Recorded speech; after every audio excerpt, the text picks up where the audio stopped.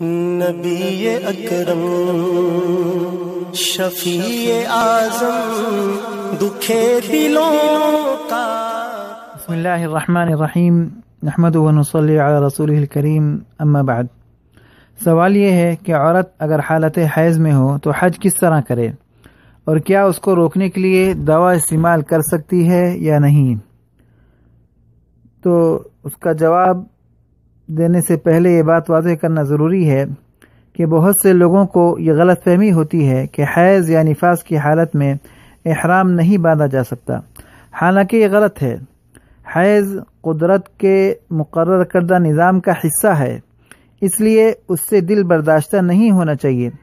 اس کی وجہ سے حج کی صحت پر کوئی اثر نہیں پڑتا اور ثواب میں کوئی کمی نہیں ہوتی، لہذا دواؤں کا استعمال کر کے فطری نظام کو تبدیل کرنا نہیں چاہیے، اللہ کے نظام میں نہیں دخل دینا چاہیے۔ اس سے نقصان کے سوا کوئی فائدہ نہیں۔ بندہ سالوں سے حجاج کرام کی خدمت اور رہنمائی کرتا ہے۔ تقریباً 25 سال کے تجربے سے یہ بات ثابت ہوئی کہ حج اور عمرے کے سفر میں ان گولیوں کے استعمال سے بجائے فائدے کے نقصان ہوتا ہے۔ سعودی عرب کے کئی بڑے بڑے ڈاکٹر جو ان دواؤں کا مشورہ دیتے تھے اور میری بات ان کو سمجھ میں نہیں آتی تھی، لیکن جب ان کے عزیز و اقارب اور گھر والوں کے ساتھ یہ مسائل پیش آئے اور دوا کے استعمال سے پریشان ہوئے تو اس بات کو انہوں نے تسلیم کیا اور پھر حیض کو روکنے والی دوا کا استعمال سے منع کرنا شروع کر دیا۔ اس روکنے والی دوا کے استعمال کا سب سے بڑا نقصان یہ ہے کہ اکثر ماہواری کے دن بگڑ جاتے ہیں اور عورت استحاضے کا شکار ہو جاتی ہے، اور کبھی خون مہینہ 2 مہینہ جاری رہتا ہے، جس کی وجہ سے فرائض میں اور حج میں خرابی آتی ہے۔ حالانکہ اگر وہ دوا استعمال نہیں کرتی تو سکون کے ساتھ اپنی عادت کے مطابق 5 یا 7 دن یا جو بھی ہو پاک ہو جاتی۔ اس دوا کے استعمال سے پہلی خرابی کا تعلق حج اور عمرے سے ہے۔ اس دوا کے استعمال سے اکثر خون کم تو ہو جاتا ہے یا کچھ دیر کے لیے رک جاتا ہے، لیکن مکمل طور پر بند نہیں ہوتا۔ وجہ اس کی یہ ہے کہ حج اور عمرے کے سفر میں عورتوں کو خلاف عادت چلنا پڑتا ہے، جس سے اکثر ایک قطرہ وقفے سے خون آتا رہتا ہے، یا کپڑوں پر دھبا لگتا رہتا ہے، یا پیشاب کے وقت چند قطرے نظر آتے ہیں، اور ڈاکٹر ان سے کہہ دیتے ہیں کہ یہ حیض نہیں ہے، اور وہ اپنے کو پاک سمجھ کر طواف بھی کر لیتی ہیں، جس کی وجہ سے اکثر ان پر دم آتا ہے۔ ڈاکٹر مسئلہ کیا جانے، اور کبھی بڑا دم یعنی اونٹ یا گائے واجب ہو جاتی ہے، چونکہ ایام حیض میں خون کے قطرے اور دھبے بھی حیض شمار ہوتے ہیں۔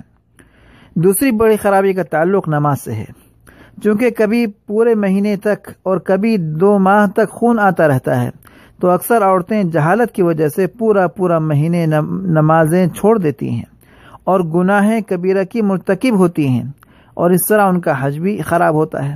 حالانکہ ایام عادت کے علاوہ جو خون ہوتا ہے وہ استحاضہ اور بیماری کا ہوتا ہے، اس میں نماز بھی فرض ہوتی ہے اور رمضان کے روزے بھی۔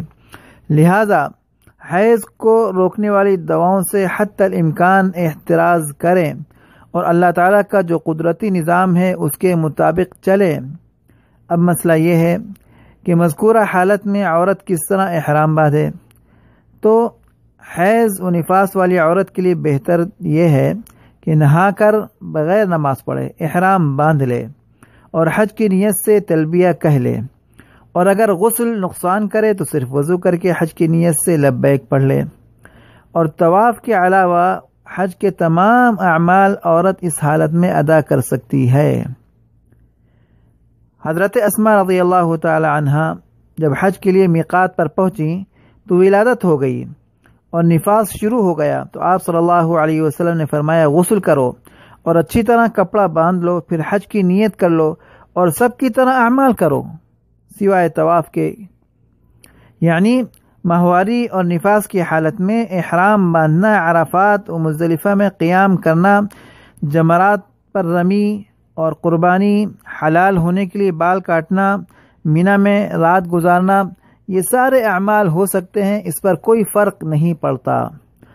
ناپاکی کی حالت میں عورت یہ 4 کام نہیں کر سکتی: حرم اور مسجد میں داخل ہونا، طواف کرنا اور نماز پڑھنا اور تلاوت کرنا، لیکن ان کے علاوہ بہت سے اعمال ہیں جو وہ کر سکتی ہے۔ لہذا اس حالت میں کثرت سے تلبیہ، لبیک اللہم لبیک، درود شریف، استغفار یعنی استغفر اللہ کی تسبیح، استغفر اللہ الذی لا الہ الا هو الحی القیوم واتوب الیہ، یا اور کوئی صیغہ، تیسرا اور چوتھا کلمہ پڑھتی رہے۔ اگر ہو سکے تو روزانہ 300 مرتبہ پڑھ لے، ورنہ کم از کم ایک تسبیح یعنی 100 دفعہ ضرور پڑھے۔ یہ پہلی صورت کی تفصیل تھی جس میں حیض پہلے شروع ہو گیا تھا، احرام باندھنے سے پہلے۔ دوسری صورت یہ ہے کہ احرام باندھنے کے بعد اگر ایام شروع ہو جائیں تو اس سے احرام ختم نہیں ہوتا۔ اس حالت میں بھی سابقہ تفصیل کے مطابق اعمال پورے کرے۔ البتہ اگر عمرے کا احرام باندھا تھا اور طواف شروع کرنے سے پہلے حیض شروع ہو گیا تو پاکی کا انتظار کرے اور پھر عمرہ کرے، چونکہ طواف بغیر پاکی کے نہیں ہو سکتا۔ اور اگر حج تک پاک نہ ہوئی تو عمرے کو چھوڑ دے اور حج کی نیت کر لے، اور حج کے بعد عمرے کی قضا کرے اور لفظ عمرے کا ایک دم دے۔ اور اگر عمرے کے طواف کے بعد یا طواف زیارہ کے بعد حیض شروع ہوا تو سعی کر لے، کیونکہ سعی کے لیے پاکی شرط نہیں ہے۔ اور اگر طواف وداع سے پہلے شروع ہو جائے تو طواف وداع معاف ہو جاتا ہے اور دم بھی واجب نہیں ہوتا۔ کتنی آسانی ہے اس میں۔ اور احرام کی حالت میں حیض کے دیگر جو مسائل ہیں بوقت ضرورت اس کو دریافت کر لیں۔ اللہ تعالی ہم سب کو سمجھنے کی اور عمل کرنے کی توفیق عطا فرمائے۔ وآخر دعوانا الحمدللہ رب العالمین۔